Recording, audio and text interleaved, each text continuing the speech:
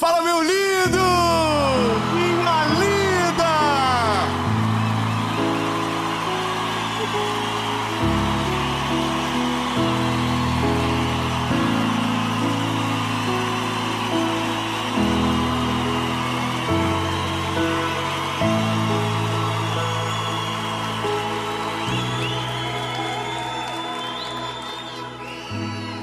Ainda bem que eu vim. Nós estamos em Belo Horizonte. E essa é... E nem deu treta para começar, foi tudo perfeito. Eu tenho uma palavra de Jesus para o seu coração, que eu tenho certeza que vai renovar a sua esperança. E que talvez você está chegando nessa palavra com tanta coisa na vida dando errado e fugindo do seu controle, que talvez você pense que Deus te abandonou e que não há mais esperança para você. Mas eu quero que você, com essa palavra, descubra que nada mudou lá fora, nada mudou no céu, nada mudou em Cristo. E nada pode mudar dentro de você. Mesmo doendo, mesmo estando difícil, você vai seguir firme e você vai chegar até o final, no nome de Jesus. Mas antes de nós irmos, ai que maravilhoso que tá. Antes de a gente ir para essa palavra, eu quero dar 2 recados. Isso, curte o vídeo, comenta, compartilha. Mas por quê? Porque o YouTube é assim, irmão. Se você não comenta, não compartilha, nossa, que vídeo ruim. E é uma palavra de Jesus que eu quero que chegue tão longe e que haja tanto testemunho. Então me ajude. É só você curtir, comentar, manda nos grupos de família, dos inimigos, da firma. E claro, se você ainda não se inscreveu, se inscreve. Ativa o sininho. Toda a segunda-feira, às 5 horas da manhã, tem uma palavra de Jesus para você. E eu tenho uma notícia. Ah, meu Deus, eu tenho uma notícia. Será que eu posso contar já? Posso. Primeira mão, pelo amor de Deus. Jesus, que tudo dê certo, nada dê errado. A partir dessa mensagem, agora, você vai ter uma palavra a mais por semana no nosso canal do YouTube. A quinta-feira, 7 horas da manhã. Calma que a boa notícia vem agora. E a partir desse mês de maio, de segunda a sexta, 7h30 da manhã, no SBT, você tem uma palavra.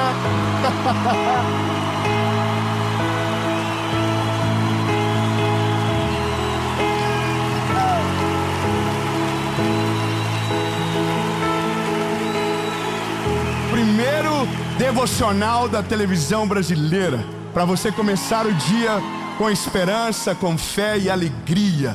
Alegria que sabemos que Deus está cuidando de tudo. E por último, o último recado é sobre a nossa associação evangelística.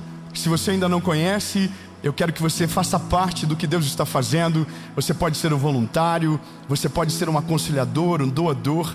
Este mês agora, nós estamos assumindo uma escola inteira no Paquistão, de crianças que são resgatadas e agora são cuidadas através da nossa associação, libertas para a honra e glória do Senhor Jesus. E eu estou compartilhando isso pela primeira vez também aqui agora com você. Então, você pode ser parte disso tudo. E eu quero agora, de uma vez, ir para a mensagem.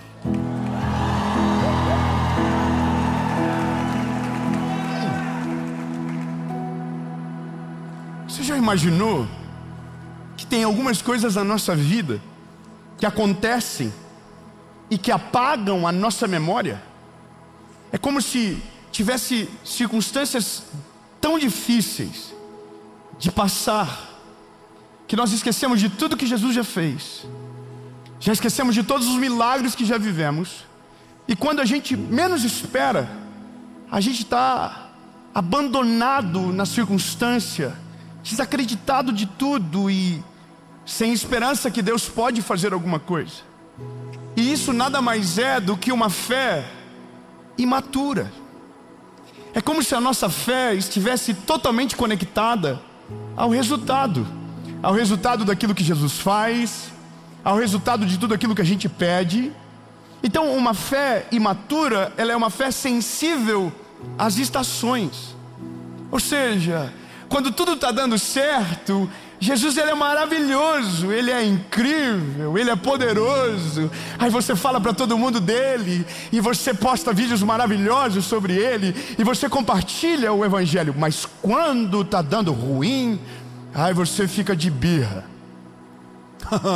Aí Deus já não é mais aquela coisa tão maravilhosa que você dizia há um mês atrás, porque a circunstância borrou a imagem de Deus da sua fé. Porque o que aconteceu fez você esquecer do que Ele já fez por você. Porque aquilo que você queria que Ele fizesse, como aparentemente está demorando para acontecer, então de repente esse Deus já não é mais tão maravilhoso como você achava que Ele era. E isso tudo é imaturidade. É uma fé inconstante. É uma fé que independe de resultado. É uma fé que te paralisa na história e não te deixa ver o todo.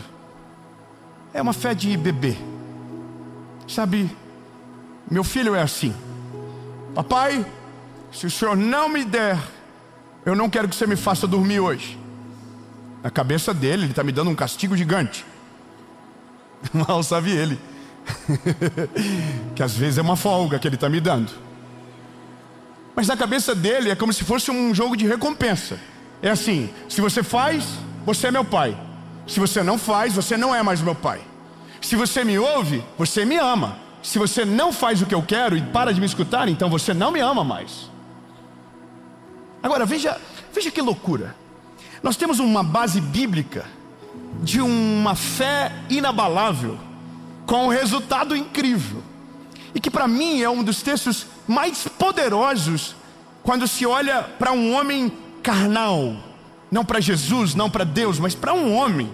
Olhar para esse homem, ou para esses dois homens que nós vamos ler, para mim é extraordinário, porque mostra uma coisa que a gente precisa desenvolver urgente.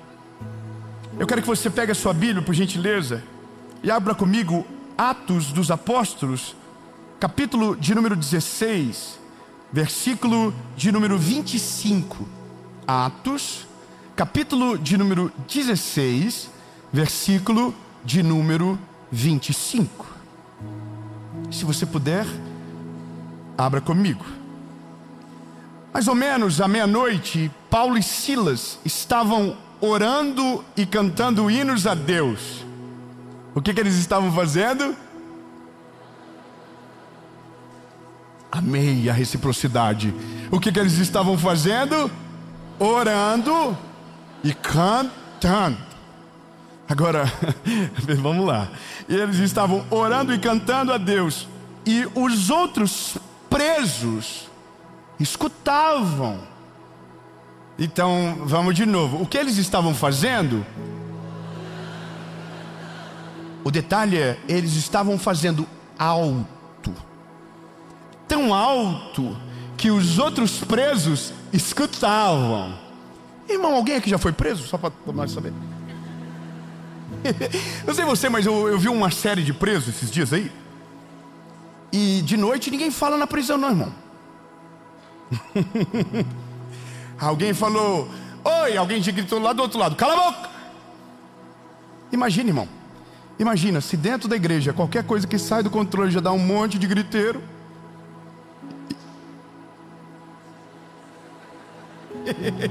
E imagina na prisão. Imagina no lugar inóspito. Imagina no lugar de sacrifício, de pagar o preço. Do nada, alguém está cantando e orando, e a prisão toda está ouvindo. Amém? Mas eu quero que você saiba que mais algum lugar estava ouvindo o que estava acontecendo dentro da prisão. O céu. O céu estava ouvindo o que estava acontecendo dentro daquela prisão. 3, glória a Deus. Eu vou dizer de novo. A prisão inteira estava ouvindo, mas o céu inteiro estava ouvindo o que estava acontecendo dentro daquela prisão. Aleluia. Então aconteceu algo. De repente, o chão tremeu tanto que abalou os alicerces da cadeia, e naquele instante todas as portas se abriram e as correntes que prendiam os presos se arrebentaram. Irmão, isso aqui para mim é extraordinário. Primeiro porque quando começa a história, veja, só vai preso quem cometeu um crime. É a base de uma lógica, correto? Você não é preso inocente. Pelo menos é assim que a gente espera que a banda toque.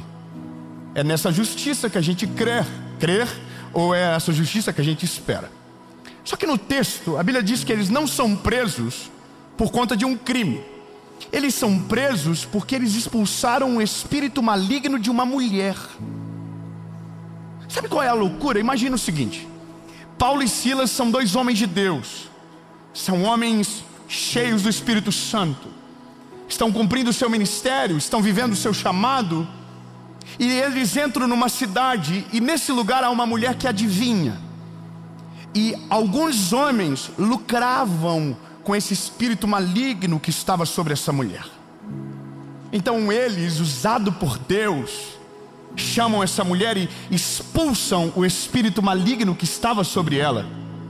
Logo, esses homens de alta influência e que tinham lucro com o espírito maligno que estava sobre aquela mulher, encarceram Paulo e Silas. Só que não é só isso que acontece. A Bíblia diz que antes de serem encarcerados, eles são levados a público, são humilhados, são açoitados, são feridos e são algemados de uma forma cruel, colocados no tronco, no fundo de uma cela. Então agora eu quero que você entenda que nada de lógico está sendo respeitado nesse momento. A justiça não está sendo respeitada, os padrões básicos de tratamento não estão sendo respeitados, e eles estão sofrendo por amar a Deus e não ter desobedecido o comando de Deus, que era para expulsar aquele espírito maligno.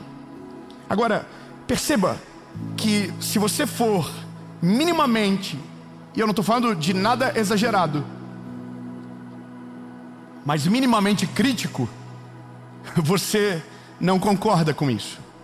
Porque nosso senso de justiça nos faz acreditar que somos tão bons que a gente só merece o melhor dessa terra, que a gente é a última Coca-Cola do deserto, e que nada pode dar errado na nossa vida, que nada pode fugir do controle, que nada pode ficar difícil. Agora, quando eu olho para esses homens sendo presos, açoitados, humilhados, automaticamente me colocando no lugar deles, eu já sei o que nós, ou o que eu, falando por mim, sentiria a respeito de Deus. Deus me abandonou, Deus não está mais comigo, Deus não ama mais a minha pessoa, o meu chamado foi abandonado. Por quê? Porque o dia difícil tem o poder de entorpecer os nossos olhos e de nos fazer esquecer de tudo que Deus é. O que esses homens ensinam é que nesse contexto que eles estão, tudo foi ferido, menos uma coisa. Tudo foi machucado, menos uma coisa. E a pergunta é: o que não foi ferido? É fácil. O corpo, a carne está ferida. Foram açoitados, foram chicoteados. A alma, as emoções foram feridas, foram humilhados na frente de todos, foram envergonhados na frente de todos. Mas uma coisa está intacta. Uma coisa está intacta. Diga com a sua boquinha linda que Jesus te deu, diga: a fé. E a fé, ela reside no Espírito, e ela não depende de provas, ela é inabalável. Um espírito forte não nos deixa esquecer daquilo que não podemos esquecer. Um espírito forte nos leva para o devido lugar no dia da tempestade. E um espírito forte não tira Deus do trono no dia que as coisas estão dando errado para nós. E aqui começa o B.O. Porque a Bíblia diz que quando é meia-noite, eles começam a orar e a cantar. A cena é essa. Estão todos feridos, flagelados, sangrando provavelmente. A cena que para mim é muito forte imaginar é Paulo olhando para Silas e dizendo: o que nos restou? Ô Paulo, o que a gente vai fazer, Paulo? Aí ele diz: olha, Silas, você eu não sei, mas eu vou fazer o que eu nasci para fazer. Eu vou adorar o nome dele. Aleluia. Eu sei, desculpa, lindo. Eu sei o que você está pensando. Isso é utopia. Não é possível viver. Porque quando a gente está ferido, a única coisa que a gente não quer é adorar o nome de Jesus. A gente não quer, de fato. E essa é a parada. Só vive o sobrenatural quem tem atitudes ousadas no dia mau. Agora, escute. Paulo e Silas não estão fazendo isso porque querem ser soltos. Não estão fazendo isso porque querem um terremoto. Não estão fazendo isso porque querem ser livres. É óbvio que eles querem, mas não estão fazendo estão fazendo porque são o que eles estão fazendo. 3 pessoas entenderam, eu vou melhorar. Quem adora porque quer, não adora porque crê. Adora porque precisa, está negociando. Quem ora porque sempre precisa de alguma coisa, não ora para alimentar a sua fé, mas para atender os seus próprios interesses. E o problema de uma fé imatura é que ela só se move por resultado. E a fé de quem conheceu a Cristo de verdade não se move pelo resultado do que Ele vai fazer, mas por tudo aquilo que Ele já fez na cruz do Calvário, por mim e por você.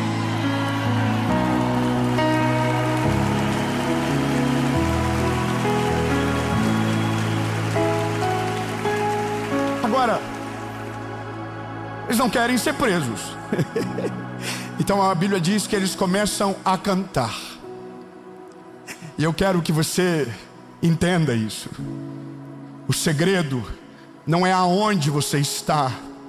O segredo não é a estação da vida que você se encontra. O segredo não é a dor que você está passando. O segredo não é o lugar que você se encontra agora, enquanto ouve essa palavra.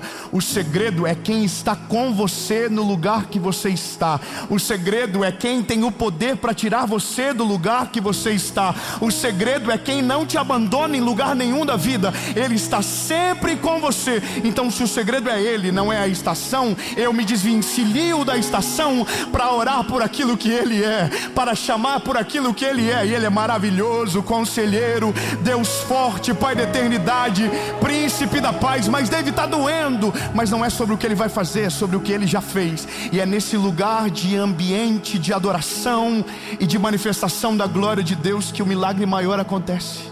Sabe qual é o maior milagre que pode acontecer? É aquele que você não orou, mas aconteceu pelo resultado do seu louvor e adoração a Jesus. Não existe no texto Paulo e Silas dizendo: Deus, manda um terremoto. Deus, manda a nossa liberdade, a nossa carta de alforria. Não.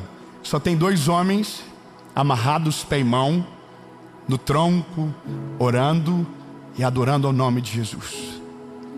Não importa o que acontece, não importa a circunstância, não importa o tamanho da tempestade ou o nível de provação que você está vivendo, nada pode mudar aqui dentro. Deus precisa continuar sendo o centro. Deus precisa continuar no mesmo lugar, sendo amado, sendo adorado, sendo buscado, porque não é sobre a circunstância, é sobre aquilo que Ele é. E quando você o busca pelo que Ele é, não pelo que Ele pode fazer, aquilo que Ele pode fazer se torna a graça daquilo que você vive, porque o poder dEle se manifesta no meio do louvor.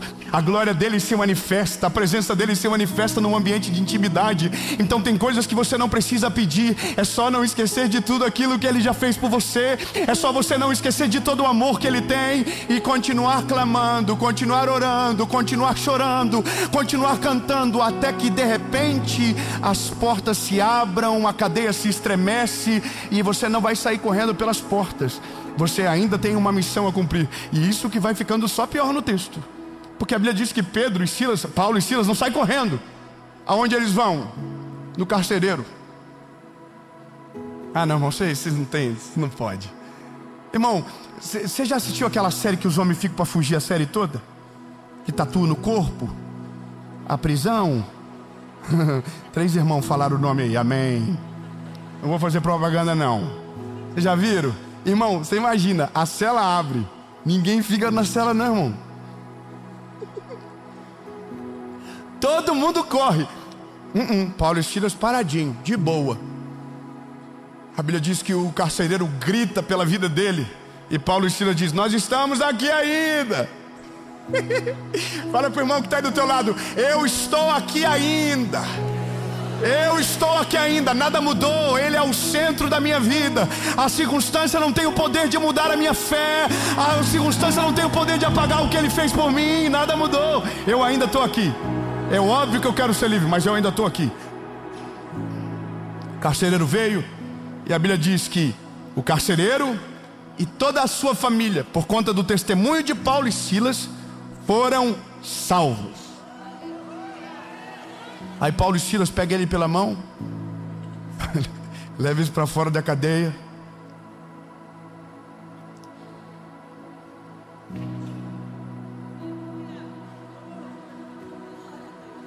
O que prendeu e manteve trancado não foi o mesmo que abriu a cela, mas quando a cela se abriu, entendeu que aquilo não era coisa de homem, mas que o Deus de Paulo e de Silas era verdadeiro.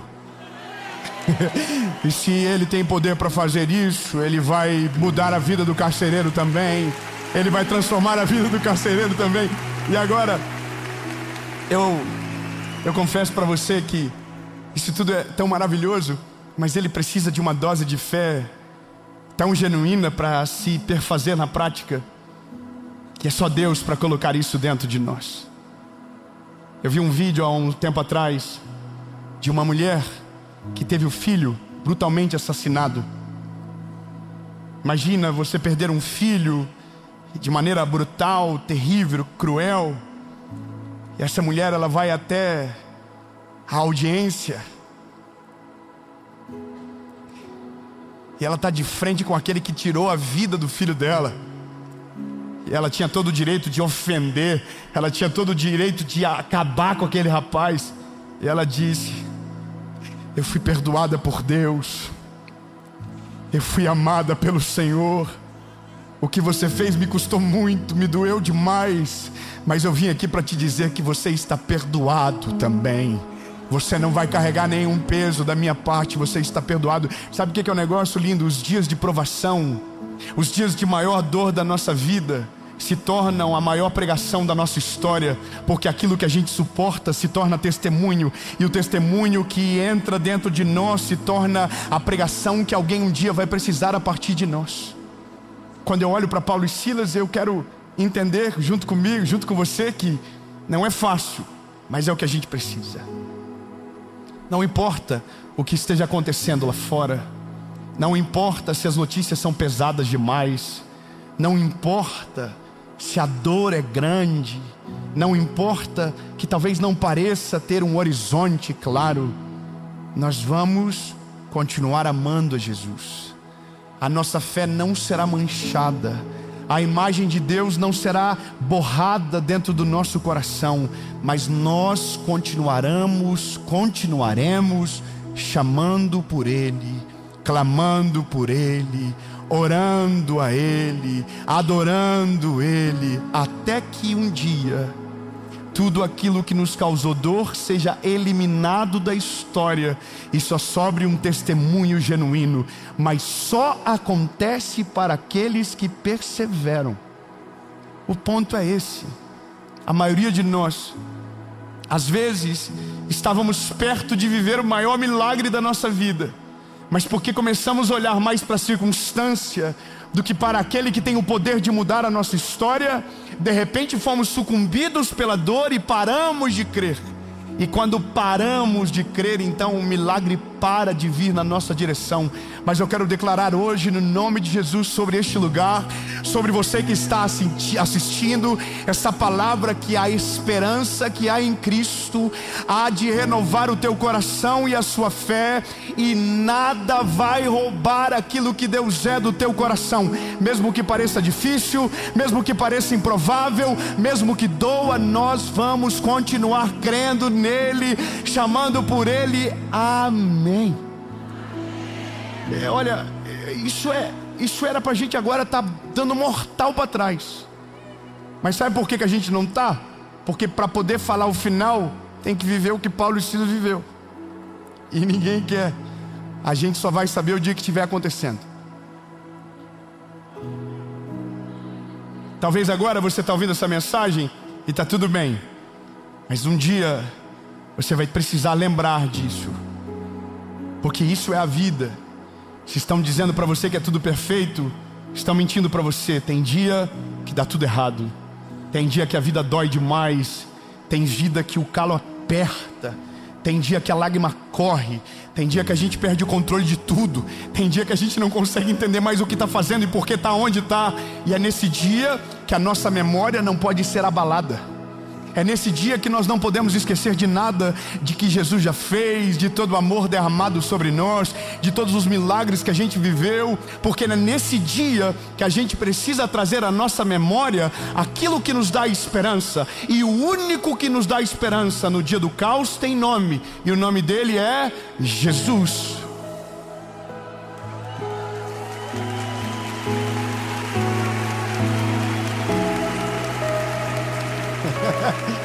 Então, Paulo e Silas, eles oram, eles cantam.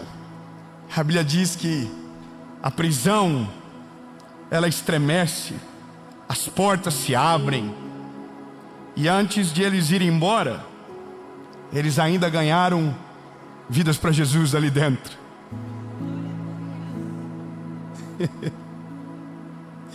Tem coisa que a gente vai demorar muito tempo para entender de fato, sabe? Tem coisas e algumas experiências que a gente só vai ter no dia que tudo sair do nosso controle. E eu não quero que ninguém viva isso, mas essa mensagem é talvez para quem esteja vivendo isso. É o dia que você não quer mais crer em nada. É o dia que você está tão machucado que você não quer mais ver nada de Jesus, sabe? Se você olhar na internet, você vai ver que tem tanta gente ferida com Deus, com a igreja, que eles não querem ver nada. Eles estão desejando tudo que é o contrário de tudo aquilo que é sobre Jesus, sabe? Então alguém fala, a pessoa se ofende. Você já falou de Jesus para alguém que ficou bravo com você? Existem países no mundo que já viveram esse esfriamento na fé, e o resultado é terrível. Colocaram Jesus contra a parede para viver resultados e não conseguiram. Então esqueceram de quem Deus é e de tudo que Ele já fez. Mas a minha palavra para você aqui hoje é: ainda que a figueira não floresça, ainda que não haja alimento, ainda que não haja fruto, ainda que não há provas convictas de que Ele está fazendo alguma coisa por nós agora, mesmo que os nossos olhos não enxerguem, nós não vamos parar. Nós não vamos parar de clamar pelo nome dEle.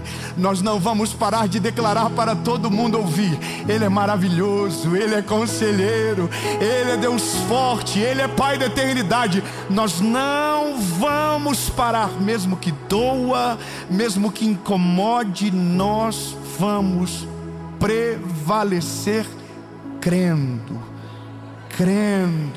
clamando, adorando, até que um dia Deus não faça aquilo que a gente quer, mas faça tudo aquilo que a gente precisa.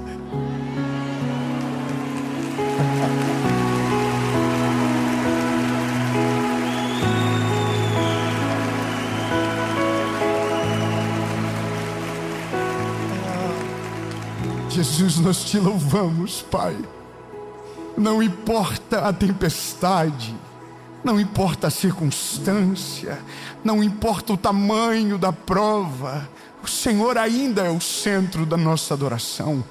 A nossa fé, ela não será imatura a ponto de se tornarmos escravos dos resultados visíveis do teu agir, porque só o fato de estarmos vivos já é uma prova do teu amor. Só o fato de ouvirmos a tua voz e a tua palavra já é uma prova sobrenatural que o Senhor nos ama de maneira extraordinária. Portanto, Jesus, nós não te amamos pelo que o Senhor tem para nos dar, mas por tudo aquilo que o Senhor já fez por nós. Em nome de Jesus.